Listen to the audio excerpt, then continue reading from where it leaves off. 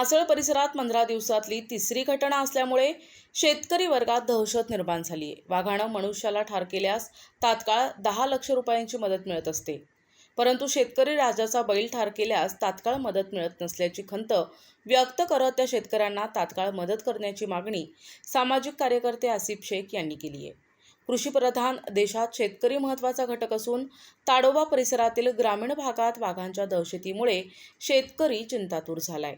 मासळ येथील शेखर निंबाजी गणवीर या तरुण शेतकऱ्याचा बैल दिनांक 2 मेला कोसंबी रीटमध्ये वाघानं ठार केला, परंतु मृत बैलाला दफन करण्यासाठी वन विभागाने याकडे दुर्लक्ष करत एक दिवस उलटूनही दफन केलं जात नाही, ही शोकांतिका आहे।